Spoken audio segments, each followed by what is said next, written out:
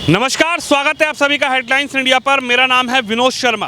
14 जुलाई से कावड़ यात्रा शुरू हुई और करोड़ों बाबा भोलेनाथ के भक्त बाबा की कावड़ लेकर 26 जुलाई को बाबा का जलाभिषेक हुआ और पूरी कावड़ यात्रा शांतिपूर्ण सौहार्दपूर्ण तरीके से हुई। और उत्तर प्रदेश में यानी कि योगी जहां के मुख्यमंत्री हैं, उस प्रदेश में तो कावड़ियों के ऊपर पुष्प वर्षा भी हुई। लेकिन इसी को लेकर ओवैसी साहब अब राजनीतिक रोटियां सेकने लगे हैं। ओवैसी साहब ने एक ट्वीट किया कि हमारे तो घर तोड़े जा रहे हैं, लेकिन कावड़ियों पे पुष्प वर्षा की जा रही है। इसी पे बातचीत करने के लिए मेरे संग सर हैं। सर, क्या कहेंगे? ओवैसी जी ये कह रहे हैं कि कावड़ियों पर तो पुष्प वर्षा योगी जी करवा रहे हैं, लेकिन मुसलमानों के घर तोड़े जा रहे हैं, और अगर मुस्लिम बाहर रोड पर नमाज अता करता है तो बवाल मच जाता है, लेकिन कावड़ यात्रा पूरे प्रदेश में निकाली जा रही है। सर, वो तो निकाली जाएगी। योगी जी महाराज ने कहा था कि हमारे समय पे डीजे भी बजेगा और पुष्प वर्षा भी होएगी, और हम ऊपर से हेलीकॉप्टर से पुष्प वर्षा तो करेंगे ही। और कोई जिहादी तत्व, कोई आतंकी तत्व अगर झगड़ा करता है, फसाद करता है, तो ऊपर से उनका इनकाउंटर कर देंगे। यह तक भी योगी जी ने बोला था। अब बात आती है ओवैसी की। ओवैसी जी, जब आप हज सब्सिडी लेते हो तब आपके पेट में दर्द नहीं होता। इतने सारे मदरसों को सरकारी अनुदान जा रहा है, तब आपके पेट में दर्द नहीं होता। दिल्ली में सर किसी गुरु ग्रंथी को, किसी पंडित को सैलरी नहीं दी जाती। केजरीवाल इमामों को सैलरी दे रहा है 18,000, अब वो शायद 25,000 कर दी गई है, तब इनके पेट में दर्द नहीं होता। क्या उत्तर प्रदेश में किसी पंडित को सैलरी दी जाती है? और एक बात, जितने भी कावड़िया गए हैं करोड़ों की संख्या में, सर रोजगार उपलब्ध कराया है। उन्होंने टी शर्ट खरीदी, झंडे खरीदे, तिरंगा झंडा खरीदा, गाड़ियों में पेट्रोल डलवाया। वो टैक्स करदाता है, वो टैक्स देते हैं, तब उन पे सरकार पुष्प वर्षा कर रही है। पहले तक की सरकारें सिर्फ तुष्टिकरण करती थी। सिर्फ क्या करते थे, इनका कोई त्यौहार आ जाता था तब इनको खाना खिलाते थे। वो जो इनका महीना रहता है सर, रमजान के महीने में, जब इनका रमजान महीना चलता है वहाँ पे खाना खिलाते थे। यहाँ तक कि राष्ट्रपति भवन में भी खिलाते थे, तब इन्हें कोई ऑब्जेक्शन नहीं था। क्योंकि अब योगी जी महाराज, अब एक बात बताओ सर जी, घर किसका गिराया गया? जिसने पत्थरबाजी की, पत्थरबाजी में पकड़ा गया, केस दर्ज हुआ, और वो जब पाया गया अपराधी, तब उसका घर गिराया गया। और ये कह रहे हैं मुसलमानों का घर गिराया जाता है। जो पत्थर फेंकेगा उसी का तो घर गिराया जाएगा। एक भी कावड़िये ने किसी के ऊपर पत्थर गिराया नहीं। वो बम बम बोलेगा, नारा लगाता था, वो पैदल जाता था अपने घर से, वो डाक कावड़ लेके जाता था अपने घर से, और फिर वो जलाभिषेक करता था। माँ गंगा का आशीर्वाद लेके गंगा जल भर के लाए और अपने अपने मंदिरों में उन्हें शिवलिंग का जलाभिषेक किया। यह एक प्रोसीजर है, ये एक आर्थिक अर्थव्यवस्था भी है, क्योंकि हिंदू निकलता है, कपड़े भी खरीदता है, पेट्रोल भी भरवाता है। जो गाड़ियों में गए उन्होंने पेट्रोल भरवाया, और जो आए गए उन्होंने सब व्यवस्था का ध्यान रखा। किसी को मारा नहीं, किसी को गाली नहीं दे गई, किसी को सर तन से जुदा नारे नहीं लगाए, राष्ट्र विरोधी नारे नहीं लगाए। ये AIMIM सर, जो ओवैसी की पार्टी है, उसका नाम है ऑल इंडिया इत्तेहादिल मुस्लिमीन। इसका मतलब होता है सर पूरे भारत के मुसलमानों को एक करने वाली पार्टी। ये सेकुलर तो है ही नहीं ना। इन्होंने मुसलमानों को एक करने के लिए पार्टी बनाई है, कहीं हिंदुओं के लिए बनाई है क्या? और हिंदुओं पे इनको आरोप लगाने का क्या मतलब बनता है? ये एक तरीके का कॉम्युनल व्यक्ति है, सांप्रदायिक व्यक्ति है। ये इस देश के टुकड़े टुकड़े करना चाहता है, जिन्ना की तरह। क्या कहेंगे सर, पूरी कावड़ यात्रा पूरे प्रदेश और पूरे देश में बड़े ही सौहार्दपूर्ण तरीके से निकली। उत्तर प्रदेश की बात की जाए तो कई जगहों पर ये देखने को भी मिला कि कावड़ियों ने प्रशासन का और प्रशासन ने कावड़ियों का साथ दिया। कई तस्वीरें तो हम लोगों ने भी चलाई, हेडलाइंस इंडिया चैनल पर भी चली, कि किस तरीके से योगी के बुलडोज़र, यानी कि जिसको अब बाबा का बुलडोज़र कहा जा रहा है, देवबंद, यानी कि जहाँ पर देवबंद के अंदर वो तस्वीरें देखने को मिली जहां पर एक मुस्लिम समुदाय के 2-4 व्यक्ति खड़े होकर बुलडोज़र पर, और जो कावड़िए हैं उनको पुष्प वर्षा की, उनका स्वागत किया, उनको खाना वितरण किया। लेकिन ये ओवैसी जी क्या चाहते हैं? ओवैसी जी यही चाहते हैं कि इस देश में शरिया कानून लागू हो। जो PFI का एजेंडा है, 2047 तक ये मुस्लिम राष्ट्र बन जाए। हम मना रहे हैं आज़ादी का अमृत महोत्सव। सर, ये बनाना चाहते हैं भारत को इस्लामिक राष्ट्र। ये इस देश में शरिया लागू करना चाहते हैं, और ये ऐसे व्यक्ति हैं खुद कभी भी सामने नहीं आते हैं। जैसे मौलाना मौलवी है ना, लोगों को जिहाद का पाठ पढ़ा देंगे, उनसे पत्थर फिकवा दिए, बम फिकवा दिए, आतंकवाद फैलवा दिया, किसी का गर्दन कटवा दिया। ये उस तरीके के लोग हैं। अपने बच्चों को कभी आगे नहीं करेंगे ये लोग, लेकिन भड़काऊ भाषण दिलवा दो। बात आती है योगी जी की। योगी जी महाराज एक सिंबल बन चुके हैं, बुलडोजर वाले बाबा। उन्होंने किसी के साथ अन्याय नहीं किया। बीजेपी का नारा है सबका साथ, सबका विकास, सबका विश्वास और सबका प्रयास। सबको साथ लेके चल रहे हैं। क्या आप बताइए, ईद आई थी, कोई कूड़ा कचरा फैला? नहीं फैलने दिया। कोई भी ईद पे किसी का भी नुकसान हुआ, किसी का घर गिराया? नहीं गिराया। किसी एक मुसलमान की शिकायत दिखा दो। लेकिन ओवैसी को रोटियां सेकनी है, इसीलिए वो हिंदू त्योहारों पे आक्षेप लगा रहे हैं। योगी जी महाराज और मोदी जी की फ़ोटो लगा के सर मैंने कांवड़ियों को जाते देखा है। मैंने देखा है ट्रैक्टर ले जाते हुए, बहुत सारे लोगों ने बुलडोज़र वाली भी कावड़ उठाई है।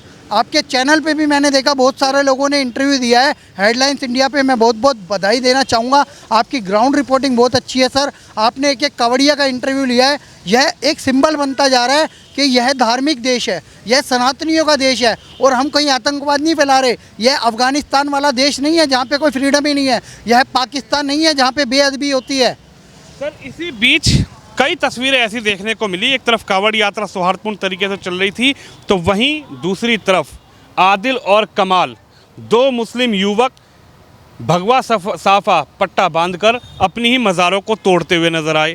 दूसरी तरफ एक तस्वीर ऐसी नज़र आई कि भाई मुस्लिम महिलाएं जो हैं उन्होंने कावड़ियों का रास्ता रोक दिया। आखिर इस पर क्या ओवैसी जी कुछ कहेंगे? ओवैसी जी का ध्यान इस पर नहीं गया, इस पर क्या कहेंगे आप? सर ओवैसी जी को इसी न्यूज़ पे ध्यान आकर्षित करना चाहिए। शायद बिजनौर की घटना है वो। बिजनौर की क्रोनोलॉजी समझनी पड़ेगी सर आपको। मज़ार पूजते हैं ये सूफ़ी परंपरा वाले लोग, ठीक है, जो मज़ारों की पूजा करते हैं। वैसे पूरे विश्व में सिर्फ भारत ऐसा देश है जहाँ पर मुसलमानों के 72 फ़िरके पाए जाते हैं। शिया, सुन्नी, अहले हदीस और बरेलवी और भी बहुत सारे हैं। 72 में गिनवा नहीं पाऊँगा, मुझे पता नहीं, उसमें पसमंदा मुसलमान भी है। लेकिन यह लोग सर क्रोनोलॉजी समझना। आप अजमेर गए होंगे, अभी आप जो उदयपुर कांड हुआ है, अजमेर के चिश्ती और खादिम ने क्या कहा? 36 करोड़ मुसलमान अगर रोड पे उतर आया तो हम पूरा भारत हिला देंगे। आपने सुना होगा। और वो पढ़ती है दरगाह किसकी? ख्वाजा गरीब नवाज़, ठीक है। और वैसे निजामुद्दीन है। वहाँ पे हिंदुओं ने बहिष्कार किया, 90% इनकम कम हो गई। अब यहाँ पे 40% इनकम कम हो गई निजामुद्दीन की। आगे की कहानी सर ये, अब मज़ार पे हमला होता है तो उन्होंने जो धमकी दी तो हिंदुओं ने क्रिया की प्रतिक्रिया की।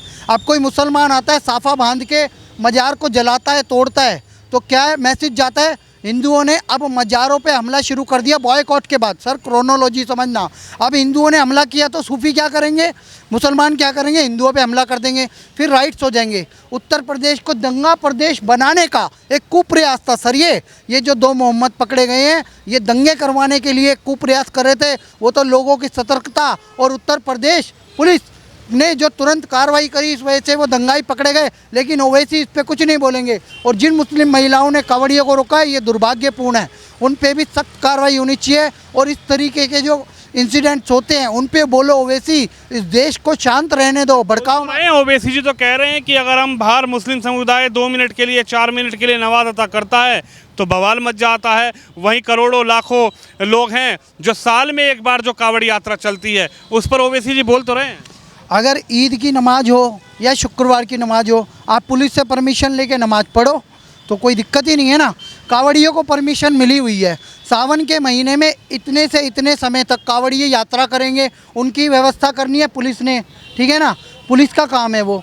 पुलिस जो प्रशासन होता है ना उसको फॉलो करो। आप ज़बरदस्ती लुलू मॉल में पहुंच गए, वहाँ पे नमाज अदा करने लगे। आप ज़बरदस्ती, आप सोचो आप कहीं खड़े हुए हो, वो रोड जाम कर दे, भाई शुक्रवार हो गई, 1:30 बज गए, चलो रोड जाम करके नमाज अदा करना शुरू करते हैं। वो तो क्या हो गया? गैर कानूनी हो गया ना सर।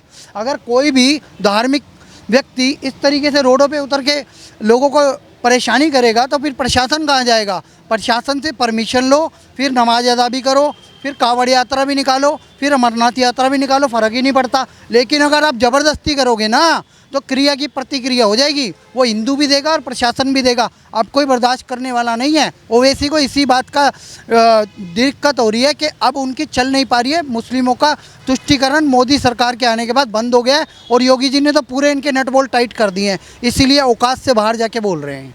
क्या कहेंगे ओवैसी जी लगातार ऐसे ही ट्वीट क्यों करते हैं? ऐसी भावना ओवैसी जी क्यों फैलाना चाहते हैं कि कहीं ना कहीं सांप्रदायिक जो आपसी जो मतभेद है वो पैदा हो, कहीं ना कहीं लड़ाई झगड़ा, आपसी मतभेद जो प्यार है वो आपसी मतभेद में बिगड़ जाए? सर ये आपके चैनल पे एक मैं बहुत बड़ा खुलासा कर रहा हूँ, आप इसे समझ जाएंगे ना तो आप इस देश की असली समस्या समझ जाएंगे। पीएफआई पकड़ा गया पटना में, ठीक है, इनकी क्रोनोलॉजी समझो। अफ़गानिस्तान बन चुका है, अखंड भारत का हिस्सा था, आप मानते हो, सनातन का ही हिस्सा था। अब वहाँ पे एक भी हिंदू और एक सिख नहीं बचा। पाकिस्तान में कोई भी प्रधानमंत्री हिंदू नहीं बन सकता। 34% आबादी गई थी सर, 24% सॉरी। अब वहाँ पे 1% हिंदू सिख ईसाई बचे हैं, सिर्फ 1%। वहाँ पे कोई भी राष्ट्रपति नहीं बन सकता, कोई प्रधानमंत्री नहीं बन सकता, लेकिन भारत संविधान से चलने वाले लोकतांत्रिक देश में बन सकते हैं। इसको ये मुस्लिम राष्ट्र बनाना चाहते हैं। बांग्लादेश ईस्ट पाकिस्तान हुआ करता था, अब वो बांग्लादेश बन चुका है 1971 युद्ध के बाद। वहाँ पे भी कोई भी हिंदू प्रधानमंत्री या राष्ट्रपति नहीं बन सकता। सर इन तीनों की आबादी और भारत के मुसलमानों की आबादी एक हो चुकी है, लगभग पैरेलल हो चुकी है। इसलिए भारत को इस्लामिक राष्ट्र बनाने की मुहिम चला रहे हैं। उसमें ओवैसी, ये जो रजाकर थे ना सर, रजाकर निकले थे हैदराबाद से, और हैदराबाद का इमाम जिसे 2 थप्पड़ मार के पटेल साहब ने कहा था ये भारत से अलग नहीं होगा, जूनागढ़ रियासत और हैदराबाद दोनों को नहीं होने दिया था अलग।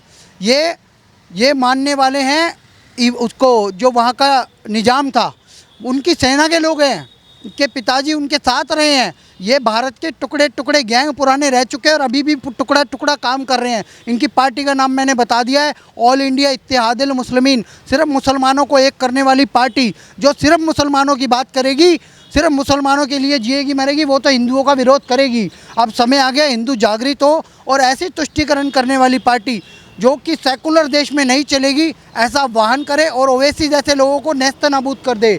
वहाँ पे तेलंगाना में सर एक सरकार चलती है केसीआर की, केसीआर राव को हराओ, इसका अस्तित्व ही समाप्त हो जाएगा। कभी भी दंगे होते हैं, सब राज्यों में होते हैं, सिर्फ हैदराबाद को छोड़ के। क्यों? क्योंकि ये वहाँ का खुद है, ये अपने आप को एक्सपेंड कर रहा है, इसलिए उत्तर प्रदेश पहुँच जाता है, महाराष्ट्र पहुँच जाता है, भिंड पहुँच जाता है, और भी जगहों पर पहुँच जाता है, वहाँ दंगे करवाता है, दिल्ली में प्रदर्शन करता है, लेकिन हैदराबाद में कुछ नहीं करते ये लोग। यह एक कॉन्स्पिरेसी है इन लोगों की, अपने आप को एक्सपेंड करने के लिए देश में अराजकता फैलाई जाए। ये रजाकर से बिलोंग करते हैं सर, इसलिए ये बयान देते हैं। इनके खून में ही देश को टुकड़े टुकड़े करने की भावना है। इन पे सख्त कार्रवाई होनी चाहिए, इनकी जांच करे एजेंसियां, तब पता चलेगा। दूध का दूध और पानी का पानी तब होएगा। तो देख सकते हैं आप, जिस तरीके से उन्होंने बताया है कि ओवैसी जी जो राजनीति कर रहे हैं वो राजनीति कहीं ना कहीं देश को तोड़ने की कर रहे हैं। हालांकि ओवैसी लगातार ऐसे बयानों को देखकर सुर्खियों में बने रहना चाहते हैं और सुर्खियों में बने भी रहते हैं, लेकिन जिस तरीके से अब ये बयान आया है कि उत्तर प्रदेश में योगी जी के हेलीकॉप्टर से जब कावड़ियों पर फूलों की बरसात होती है तो ओवैसी अपनी राजनीतिक रोटियां सेकना उस पर भी शुरू कर देते हैं। कैमरामैन कुलदीप सिंह के साथ विनोद शर्मा, हेडलाइंस इंडिया के लिए।